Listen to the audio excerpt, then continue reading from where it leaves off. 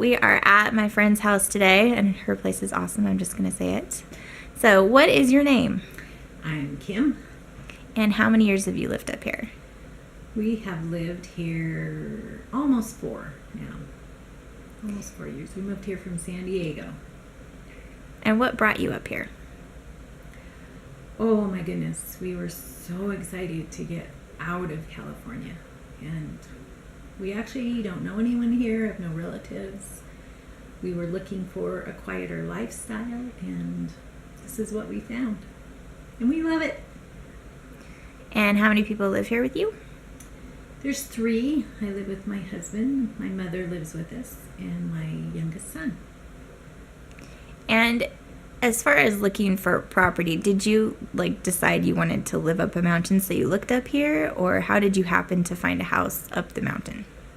We actually were looking for property to build on later when we retired. But it worked out that we were able to move and still keep the job that my husband had. So we, because we wanted to move rather than wait for a home to be built, we just found this house that was pretty close to perfect, that fit all of our needs. And we just decided to buy and live here, because why wait 2 years to have a home built? Actually, where our property was that we bought is off-grid, and we weren't quite ready to go that far yet. Hopefully someday. But your property is awesome. Yeah, I like it. It's my favorite place. I'm like, Kurt, dang it, they bought it. I like it. Yeah, I honestly hope we can live there someday, but it's a ways off. And you have a lot of cool stuff going here. A lot. We do. And so the reasons why I like it here is, number 1, I can't see any neighbors. Number 2, it's in the trees, which I have always wanted to live out in the trees in the mountains. It's 6 acres, so we have room to do things that we've never done before that we've wanted to do. For instance, I've wanted chickens, so we built a chicken coop. I wanted a garden. One of the problems of living here is because it's in the mountains, everything's on a hill. Everything, the backyard. The only flat space is where the house is. So we spent one summer looking at where the sun falls the most and the least amount of trees we'd have to cut down, and we found a place, which we'll look at in a few minutes, of where we can terrace to be able to have a garden. We had to be very inventive to make it work, but it's worked beautifully. We've had a garden there 3 years now, and it's worked really well. We don't mind the snow. I actually love the snow. So the winters aren't too bad, because I don't really like to go to town, so our trips down the mountain are minimal. And it's been a perfect place for us. And you're going to show us your chicken coop, right? I will. You want to go there now? Yes, we should go check out the chicken coop. Okay. Okay, we'll start here. This is the little, we call it the shed, even though it's just a tiny little room. Keep all the food and supplies here. Try to keep a year's supply of food for them, but that doesn't always happen. And then in the morning we come collect eggs. So it's handy to have this right here where we need it. I can hear them. They hear us, but every time I come in, I think they expect food. Hello, girls. Squash treat this morning. They are good players, and I don't know, this is another happy place of mine. I like to just come visit. What varieties do you have? This is the red sex link, Australorp, and I can't remember. I'm trying to remember. Is it a barred rock? Barred rock. There we go. Because there's a barred rock, and then there's one that looks kind of like a barred rock, but it's not. Yeah, it's a barred rock. So, are you just disgusted that I'm out here, girls? That's where they We're leaving? And they drink, and it works for them. And how many years have you had chickens now?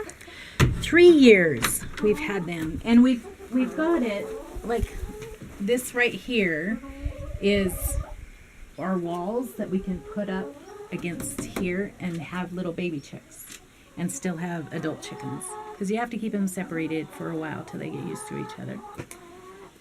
So this spring we'll get some baby chicks and they'll have the run here, and eventually they'll all be together.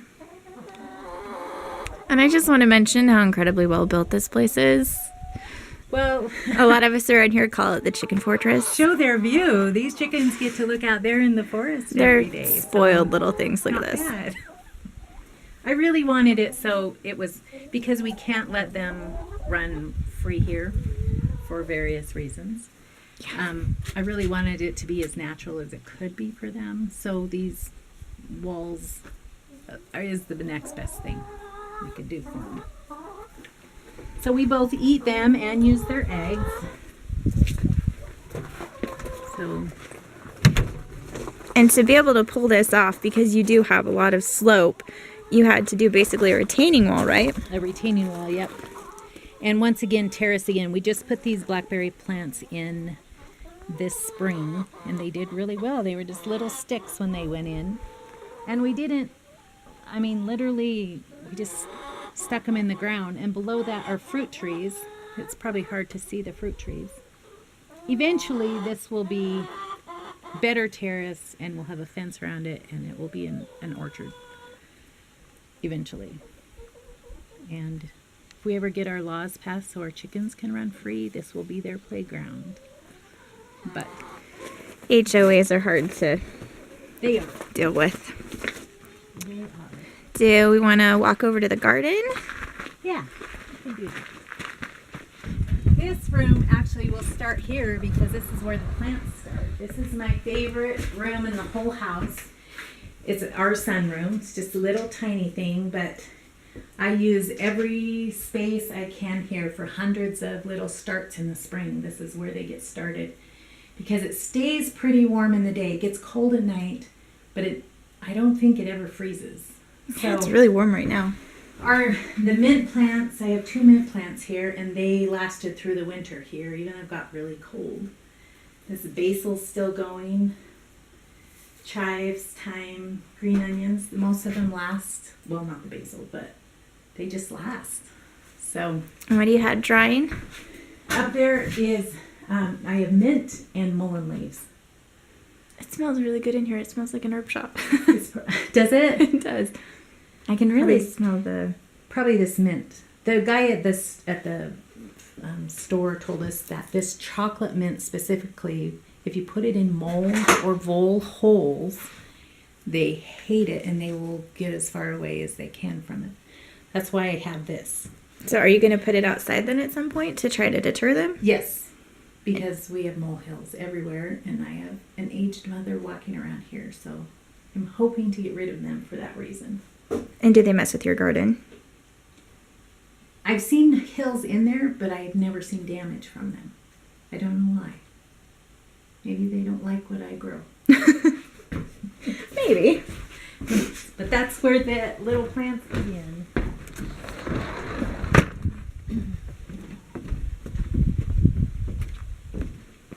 So, here's the garden. Which is also semi-fortress-like. With this big gate. But you had really good reason for putting in the fencing that you did. So much because we have elk and deer. Not very much elk, but the deer. And so we wanted to... You got the squirrel? You got a little visitor over there. We wanted to make it look as natural as we could. So this part of the fence that you can't see from the road is all done with wooden posts that we just cut down. Did these wooden posts and put hardware cloth over it. And my mother and I went across the street to the stream and cut willows, and we wove willows up and through there just to make it look more natural. Yeah. So when you look around this part of the garden, you don't really notice the fence. So, and it's worked so far. No deer have gotten in. This is feverfew. I'm trying to come up with a good migraine medicine, so I grew that this year. We'll see if that works. And are those ground These cherries? are ground cherries. Yeah. Looks like they did pretty well. They did really well. We have plenty of ground cherries, but just like the little package says, once you plant them, plan on them being there for the rest of your life because they replant themselves. So we'll see. I'll pull these up pretty soon. So anyway, you can see that this is terraced. It's got 4 tiers. I don't know, maybe you can't see from that way. And the bottom 2 tiers are all tomatoes, and so they all have to come up. And this tier, I always like to plant my lettuces and turnips and beets and root vegetables here. So how did you terrace everything? How did you set all of it up? Oh boy. This was a forested hill, and we had a man come in that worked with dirt. He had a huge machine, and he did the terracing, left it complete dirt. It was he just made it with his big machine. I don't even know what kind of machine it is. That's embarrassing. So we came in. The property that we bought is tons of rocks. So we went and gathered rocks one whole summer, and we just layered them. They're not mortared or anything. They're just layered. They're on top of each other. And made each row like this. So there's 5 rows of these rocks, and we ended up really liking it. They hold well. I think they look beautiful. And so we did more up here on the trees. And I made a new strawberry patch up there with more rocks up there in the corner. And I found that if you stuff those little nasturtium seeds in between the rocks in the spring, you just stuff them in, they come up beautifully. You can see up there by the strawberries, and you can eat nasturtiums. They're a pest deterrent. It's wonderful. And have you mulched this? Is that... Yes, I have. I watched Back to Eden, the film, and that's a method of mulching. So we brought in wood chips. And there's probably, I don't know how deep this is now, probably 4 inches of wood chips here. And we part that, just get rid of the wood chips right down to the bare dirt and plant the little starts. And then when they start to grow, we fill in with the wood chips. And so it really takes care of the weeding. I haven't weeded much. Weeds haven't really bothered me. I let them grow in the rocks. If I tried to get all the weeds out of this huge garden, I would be a crazy woman. So I just let them grow because they haven't impeded on the plant production at all yet. And it's been very productive. It has been. And I can see your tomato plants are still loaded. Yeah, which is really sad that they had a hard freeze last night. Yeah. But one of the things I'm really trying to do is trying to find more ways to be more self-sufficient so I don't have to buy wood chips. We've just discovered, as my husband has been cutting cord after cord of wood, that there's so many chips left behind, and we've just started scooping them up and keeping them. So I have huge bags of wood chips from that we can do here, so we won't have to buy those anymore.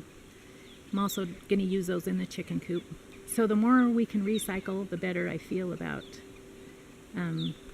living up here. The less waste we have, and the more we can use and put back into the earth. I'm just gonna come look at this huge mullein stalk you got going on. Yeah. Oh my gosh. I don't even know when that sprouted up. Just the other day we were like, when I did have that never ever seen mullein this tall. Wow. And while we're over here, I'm just gonna show the view.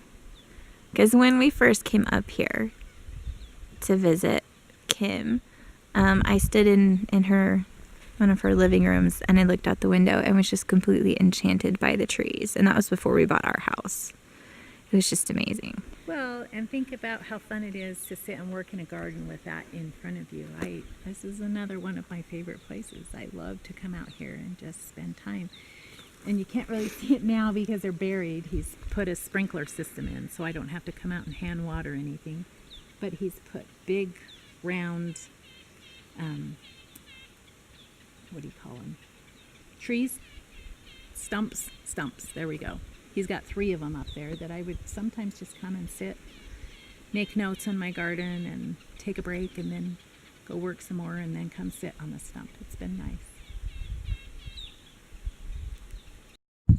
All right, so Kim is going to show us something super duper cool that she has used a lot. And I totally wish I had one. That I very, very much enjoy.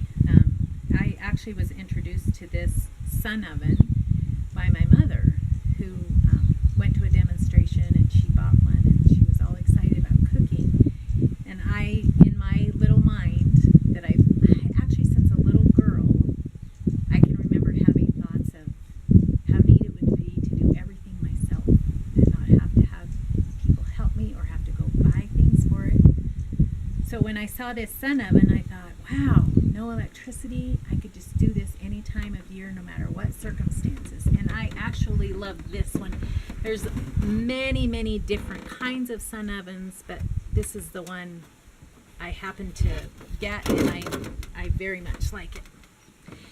So how this works is inside there's a cooking chamber. And you open it up and you put your little pot of whatever, casserole or meat or whatever, right here on top.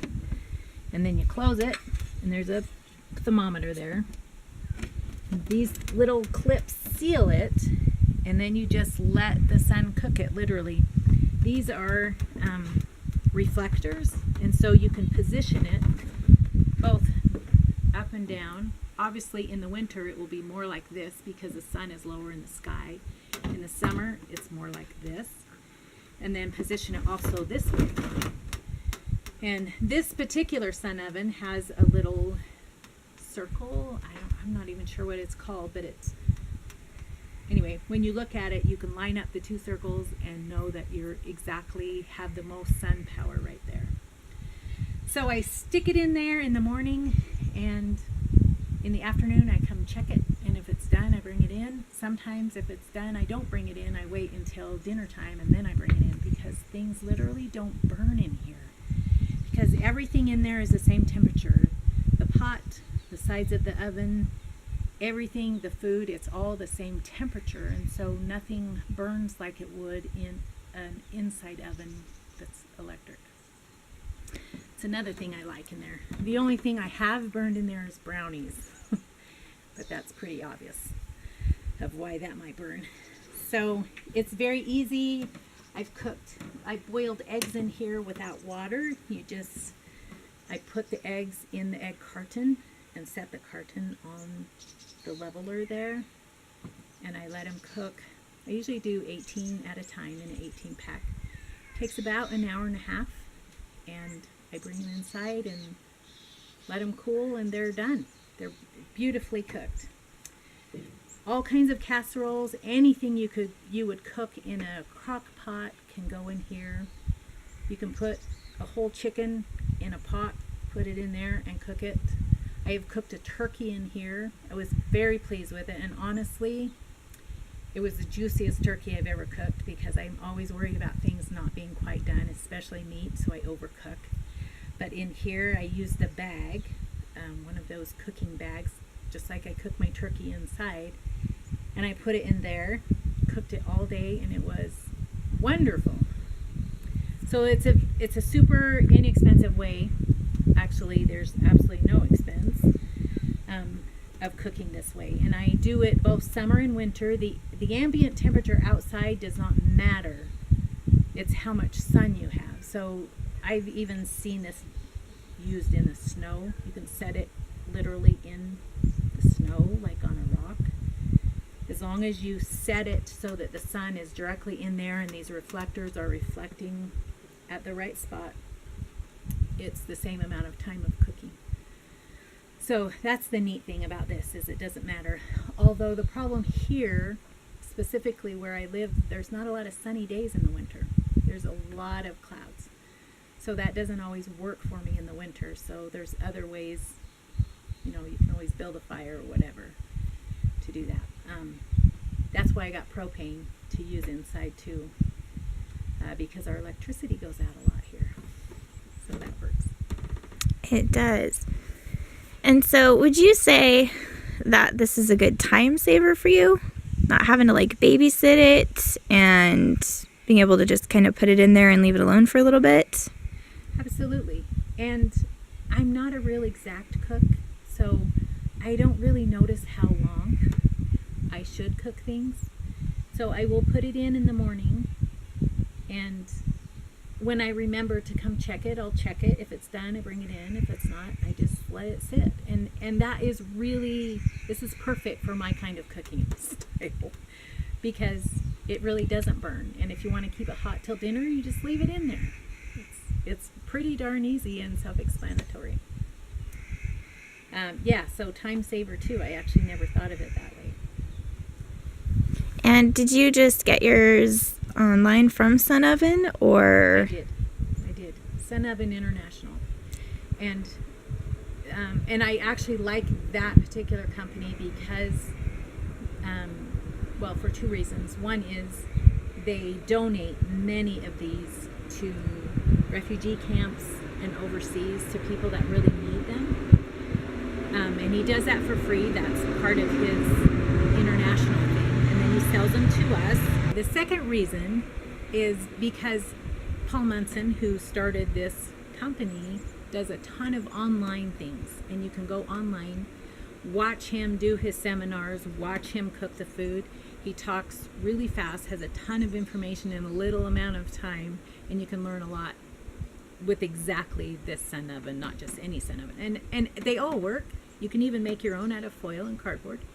They all work. Some just work better than others. This one, for me, the hottest I've been able to get it is 350.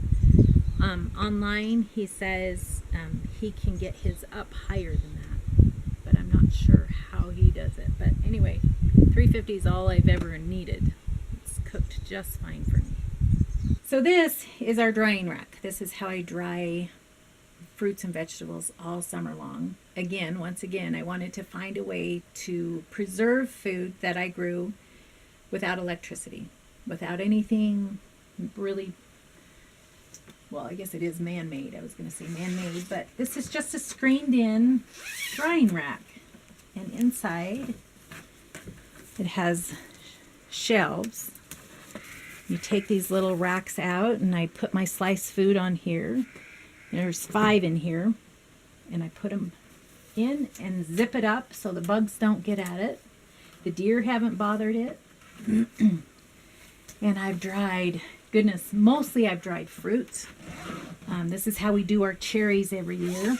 The one thing I found out last year is that if you don't have enough of successive warm days, your fruit will mold because it takes too long for it to.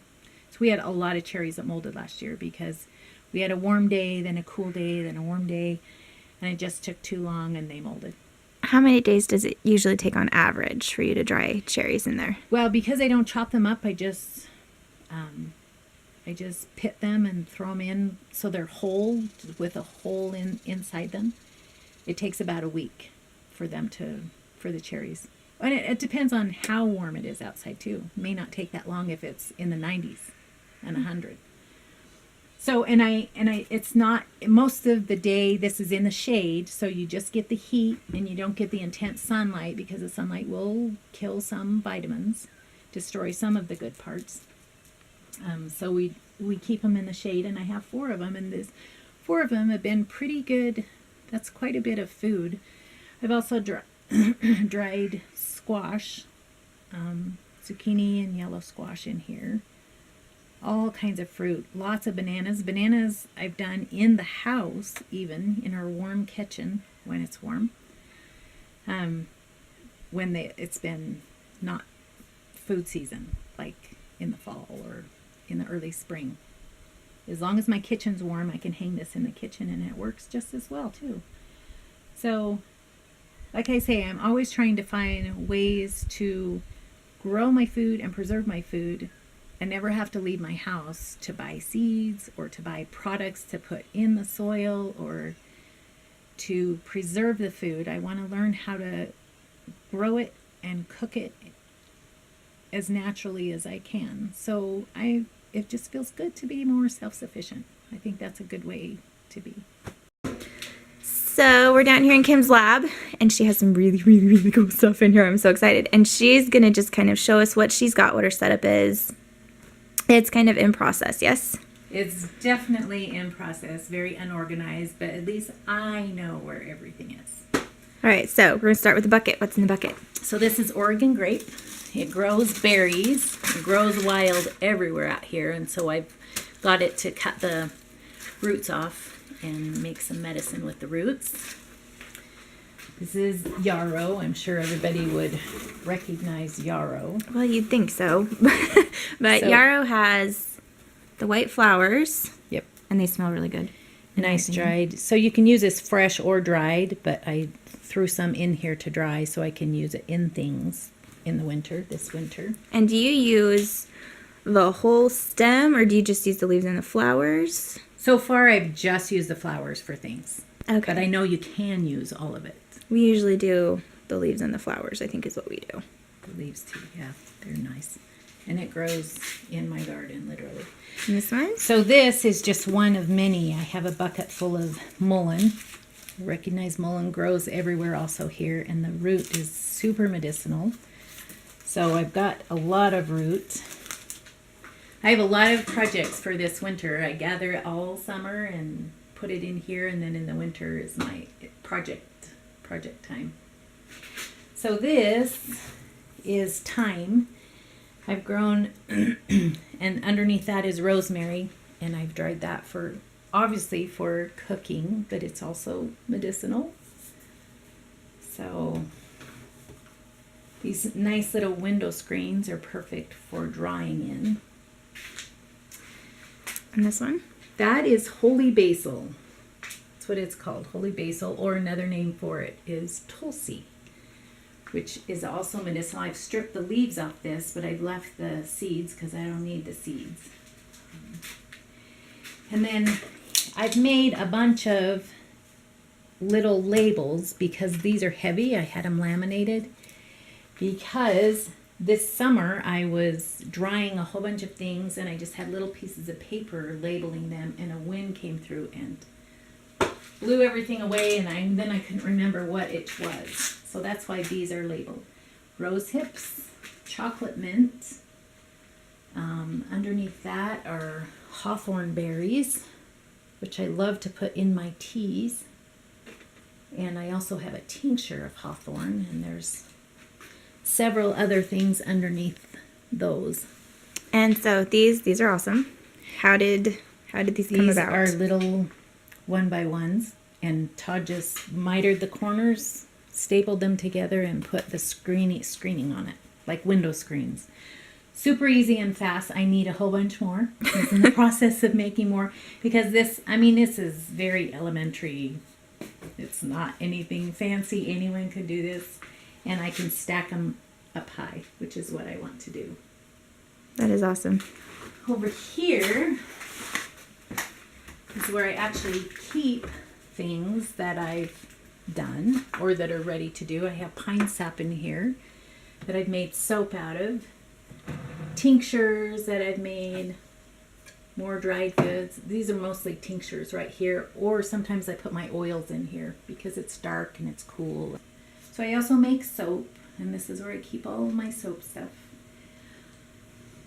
And this I got it's a funny story behind this cabinet, but as soon as I saw it, I knew I wanted it for my herbs. And so I can keep little jars of tinctures in here.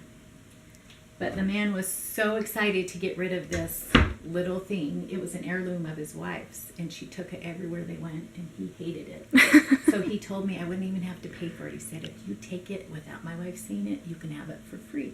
Oh my So gosh, I nabbed score! it. I'll refinish it, but it's perfect for That's awesome. The shells look really nice and sturdy. Have a few more questions. Okay. All right, as far as dealing with the snow up here, because we get a lot of snow, Yeah, we do. how do you guys handle your driveway? Do you clear it yourselves, or do you have someone come do that? We clear that ourselves. We have a little tiny Kubota. teeny tiny tractor, and it's been perfect for our little driveway. Definitely last year was very heavy snow, and he spent a lot of time out there, but it works fine. And we put gravel down to get back and forth on that driveway. That helps. And this, we have to keep this back deck cleared. Also, I come out and shovel that every day, every time it snows, because we have the chickens that we need to get to. But that's good exercise. I don't know. I like doing that in the winter because I'm in the house all the time and it feels good to come out and work. Yeah, the sedentary part of winter we don't like. We realized this year we won't really have that sedentary part of winter. No, you won't. You'll have a nice big path to your animals too. You have a squirrel going crazy behind you. You could hear it. It ran up there. They're crazy. We don't have squirrels at my house. We don't have trees. So, what is your tire situation for the winter? So the tires, well, actually I just got a car last year, a Subaru, because they're amazing in the snow, and I love that car. So we put Blizzaks on it, and I think I only chained up twice last year. Had to actually use the chains because the Blizzaks, because there is a hill between the highway and our house. It's a hill, and there's a few kind of scary spots.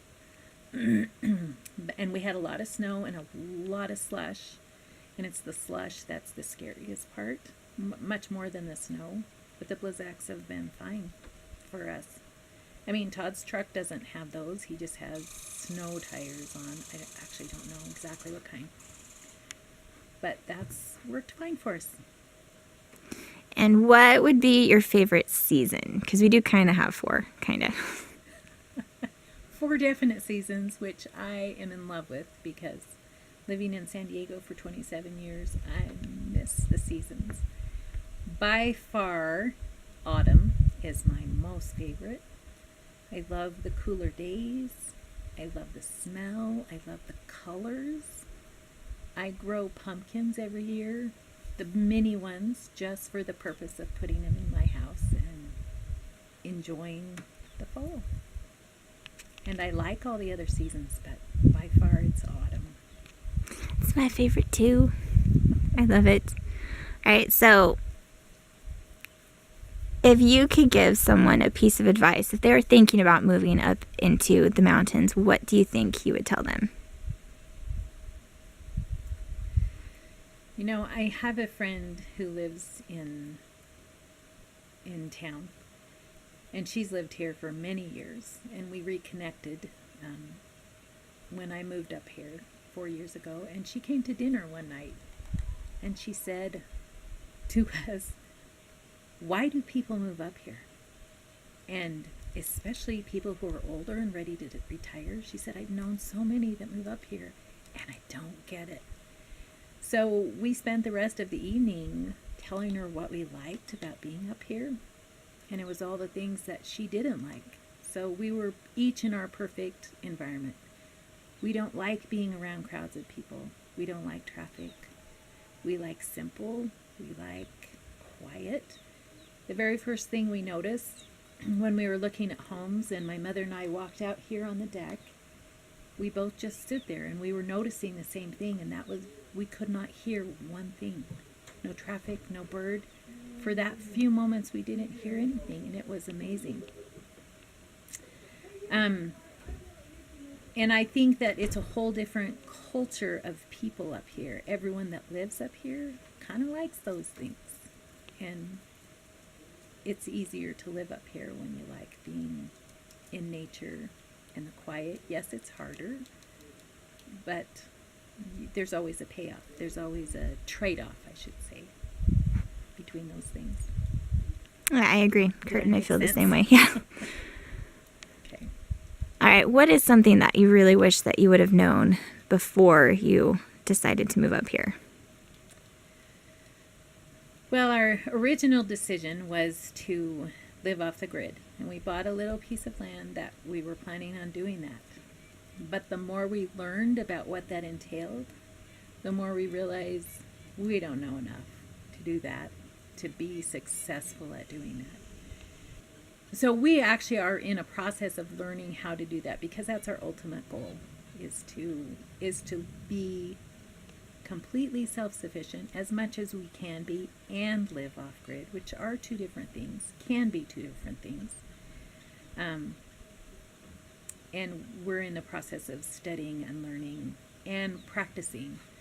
I've shown you some of the things today, is drying our own food, growing our own food, cooking food without electricity, trying to find ways to do things that don't take electricity or power or machinery. I think those are the things that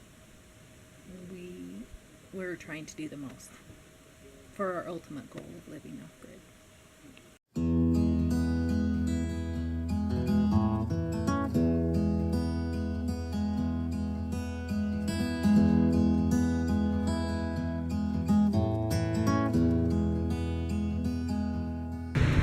But the second reason